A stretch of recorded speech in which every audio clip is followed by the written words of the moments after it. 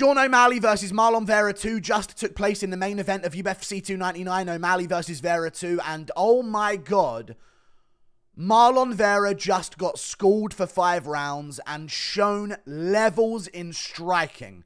Sean O'Malley dominated the fight, start to finish. There was never a moment of worry. Maybe at the end of round 5, but we'll talk about that in a second because that sounds like a whole bunch of cope from Vera fans because they were saying, oh, O'Malley got saved by the bell. He doesn't even get into that exchange where he gets hit with that liver shot unless he knows there's 5 seconds left on the clock. That's why he was even in that exchange, swinging with Vera in the pocket. But for the rest of the fight, the other 24 minutes and 50 seconds, as far as I'm concerned, O'Malley proved why he's technically undefeated. Now, you can say what you want about the Peter Yan decision, but O'Malley proved why he thinks he's technically undefeated because he knew the whole time he is levels above Marlon Vera in striking. Now, I know that I'm glazing O'Malley in this video. I think he deserves it. I think that was one of the most impressive title fight performances of all time. People bring up Garbrandt versus Cruz because Garbrandt knocked him down off balance a few times. Garbrandt was outlanded every single round in that Dominic Cruz fight. Sean O'Malley was doubling, tripling Marlon Vera on strikes, and I think the strikes that they're giving Marlon Vera that landed are very generous as well. They were very generous with Marlon Vera's strike totals. A lot of them missed, a lot of them were rolled with, a lot of them hit O'Malley's guard, but they were counting a lot. They were trying to be generous to Vera on maybe he actually landed 5 strikes this round, when really he maybe landed 3 in round 1. Sean O'Malley was schooling him, picking him apart, and I think he deserves the praise for it. Listen, you can talk all you want about he's ducking Merab or this or that, these bad matchups for him, Umar and Merab, they're going to out-grapple him, they're going to do this, they're going to ruin the sport bit by bit, step by step. You can make those arguments, fair enough, but when it comes to striking, how can you not give O'Malley the most praise ever? Not ever. But I think he's the most aesthetically pleasing striker to watch that we have in the UFC right now. You can say Pereira. You can say Adesanya. They're not doing what O'Malley's doing on the feet. I know they're not physically capable of doing it, so you have to give a little bit of leeway there that okay, they're not going to be able to really do what O'Malley does because they're 50 pounds of muscle heavier than him. But what you have to admit is nobody's striking like O'Malley in the UFC. Sandhagen? No. Sandhagen Vera, in comparison to this, was close. Was competitive in comparison to this. O'Malley barely got caught on the chin. Got kicked in the body a few times, but some of the moves he was pulling off, I want to go through some of the moves. Round 1, he's schooling Vera. And he did it without low kicks. I can't get over this performance.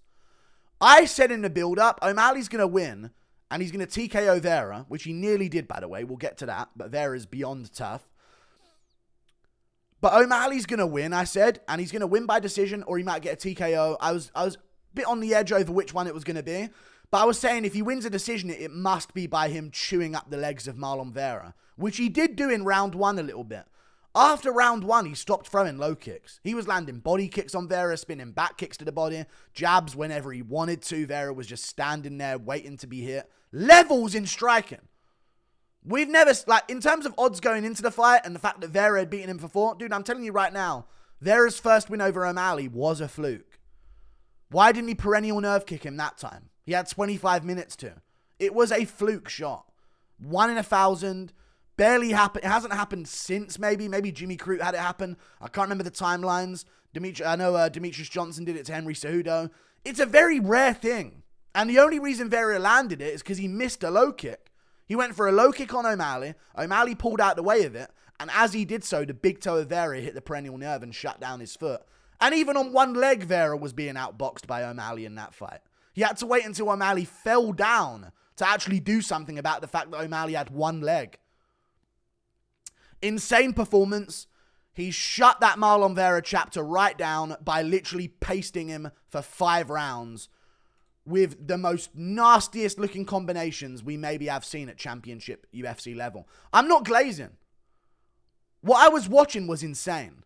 The jab, make Vera's guard come up, body shot, separate. Teep to the body, low kick, spinning back kick to the body. He had Vera hurt in round 2. Let's talk about round 2. He cracks Vera with maybe the loudest sounding knee I've ever heard in my life. Cracks Vera with it right on the chin. I said it would be open. I didn't think he would get a finish with it or rock Vera with it. But Vera keeps a very high and tight guard. And what O'Malley was doing was grabbing on the forearms of Vera so he can't punch. And then he kneed him straight in the face in round 2. There's a picture of it on ESPN MMA. And it's the cleanest knee there's maybe ever been. Straight on the chin of Marlon Vera. Shoots his head way up. Doesn't see it coming. And Vera still takes the shot. Still takes the shot. Absolutely insane from Sean O'Malley. Wicked performance, dude. He really did shut down everything that they've had as beef between him and Vera over the past however many years. He schooled him. He showed him levels in striking.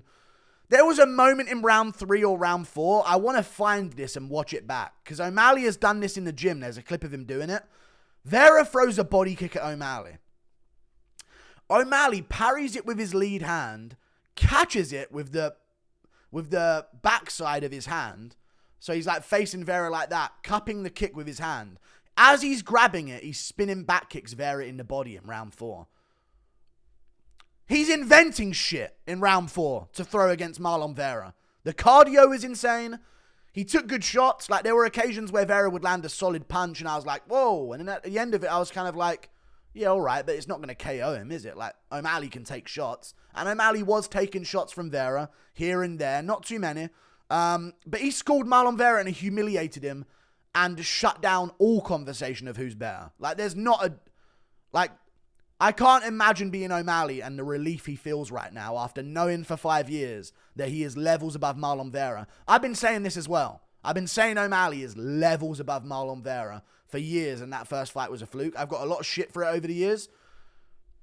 Vera pulled off the 1 in 100 against O'Malley in that first fight. The 1 in 1,000. Maybe Vera can win 100 out of 1,000 or 1 out of 10, but the majority of times, especially in that original 3-rounder, where's Vera's chance in a 3-rounder? The only hope he had was O'Malley slowing in the 4th and 5th. And O'Malley, by the way, we now know has broken his foot in that fight because it's in a stint. So he's going to need some time off. Maybe that's why he stopped throwing low kicks. But the fact that he did it without low kicks is insane. He was checking the low kicks of Vera. He was blocking the head kicks of Vera. Some things got close, but he was rolling with them well and finding the center of the octagon as soon as Vera started to pressure him up against the cage. One of the most insane striking performances in UFC history. I know it's Marlon Vera, and he's trash, and everyone looks good against him until they get dropped or hurt, and O'Malley's not Dominic Cruz, which is why he won't get dropped and hurt. Cruz has schooled Vera and then got dropped and finished. Multiple times he got dropped. Rob Font was schooling Vera, got dropped and finished multiple times. Not finished multiple times, but dropped multiple times. The blueprint was out there. You just needed someone more elusive than Rob Font and Dominic Cruz. And it's O'Malley. And he's more powerful than them. As you can see by the fact he was wobbling Vera. He had Vera's right eye swelling underneath in round 1. We don't see visible damage on Vera. I don't think people understand how important that is to mention. We don't see visible damage on Vera. We never have. He doesn't get cut. He doesn't get bruised. At most, we've seen a light bit of redness on one of his eyes or something like that. We do not see a damaged-faced Vera. And O'Malley may have ruined his chin a little bit. Vera's chin, that is. I know Vera's tough, and maybe he does come back and still has a great chin. But I'm looking at a picture right now on my screen, which is why it's gone so bright, of Marlon Vera's face. I'm telling you, that's a broken orbital. That's a swollen or broken cheekbone as well. A cheek plate there. A broken orbital on one side. Maybe they're just swollen. But O'Malley said he felt something crack when he hit Vera once in the face. And he said it could have been an orbital or it could have been a cheekbone. I think Vera's got some immeasurable damage to his face. The way it's swollen up and the shots that he got hit by. And in round 5, I think he was getting stunned a little bit by some shots. I think O'Malley was literally like wobbling him in round 5. I don't know why round 5 got a 10-8 round. The 10-8 was round 2 in my opinion. But they gave a 10-8 in round 5 to Sean O'Malley. Absolute pre-written scorecard. I'm sick of it. They did the same thing in Grasso Shevchenko 3. Pisses me off. Either way, O'Malley was fucking schooling him. There's not much else to say, man. He humiliated Vera in front of everyone. All the trash talk. And it was weird because I was like, O'Malley's not normally confident. But against Vera, he seemed very swaggy in the build-up of this fight. I know there was something about DMs where he had some dirt on Vera. Maybe we'll do a whole video on that because it's good to look back on now that we know the result. Because Vera stopped talking shit about him after the first press conference. And O'Malley's friend on their podcast said, show the DMs. Show the dirt you have on Vera because it makes him look like a horrible person. Something about that. DC also said, O'Malley told me about these DMs and wouldn't show us. Why don't you show us, Vera? And Vera originally was like, oh, O'Malley showed him. I guess I can show him. And then heard that O'Malley hadn't shown him and went, oh, no, I'm not going to show you then what the DMs are. Like, I feel like there was something that really hit a mental switch for O'Malley in the build-up. But outside of that, just schooled Vera, dude. Catching the kick and spinning back, kicking him to the body. The head kicks, the teeps to the body, the front kicks, the low kicks that stopped happening. I wish he would have won. I think he would have finished Vera if he threw more of them. Like, if Vera was...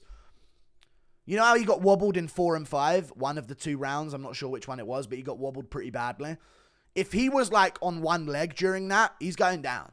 Like, that would have been his first knockdown. And arguably, O'Malley did drop him to one knee at the end of round 2 anyway. But if Vera would have had one leg and there was, like, 10 more low kicks from O'Malley in that fight, if he got wobbled the way he did in round 4 and 5 when O'Malley was pushing at him, there wouldn't have been a stance to keep him up. Like, that's where I predicted there would be a TKO. But O'Malley stopped throwing low kicks. Wicked performance from him though.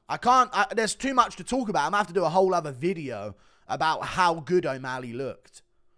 He got caught, he headhunted, and he made mistakes. Like, that's the crazy thing. He didn't have a perfect game plan.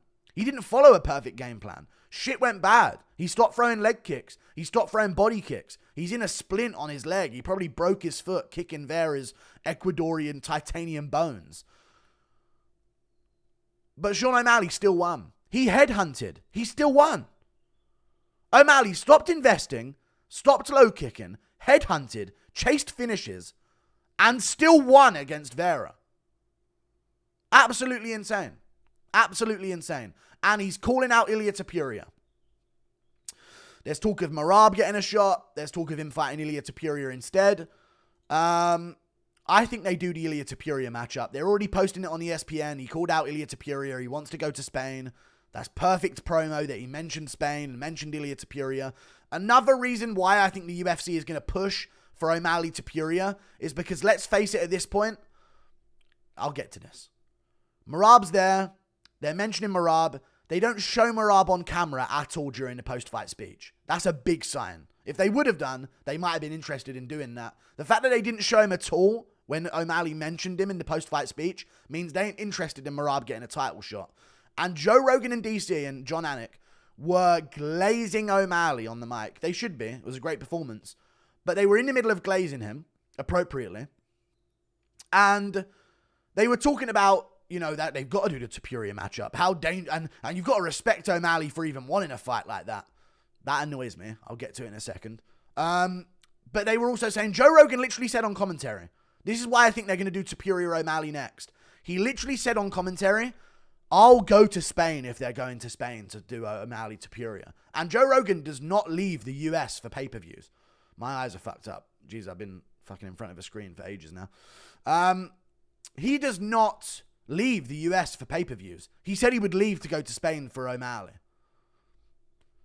Openly just saying that, I'll go to Spain with O'Malley to commentate that one. I want to be there for that one. That's enough for the UFC to go, oh, we're getting that Spanish market on lock. Joe Rogan's going to be there. We're doing O'Malley versus Topuria. The fact that Joe Rogan even mentioned that proves that he's been spoken to backstage and told to mention that he wants to go to Spain. I reckon O'Malley Topuria happens. I reckon Sandhagen versus Merab happens. I reckon Vera fights someone else. I don't know, his stock dropped a bit, but not too much because people still respect him as a good guy and a good father and a tough dude. But man, he got embarrassed tonight. And I told you this in the first fight, dude. Vera did not land a clean shot on O'Malley other than the perennial nerve kick. Even the head kick that he landed was blocked in the first fight. And on one leg, O'Malley outlanded Vera like 7 strikes to none for like the next minute and a half of that fight until he tripped over. Like, Vera didn't have anything for O'Malley in that fight. So yeah, interesting stuff. I reckon O'Malley, I don't even know. I think he has a good shot against all of them. He's so fast. He's so accurate. He does get emotional and want the TKO sometimes, But I think against anyone other than Vera, that's going to be a lot more of a possibility. You know what I mean? So that making the mistake against Vera is the worst time he can make that mistake. You know what I mean? Against a Puria or against a Marab or where he's going to have to capitalize if he does wobble him. Chasing the KO would be a little bit of a better idea. But he chased the KO. He stopped throwing low kicks. He broke his foot. Stopped throwing body kicks. Headhunted. And he still won against Marlon Vera in a 5-rounder. Insane cardio.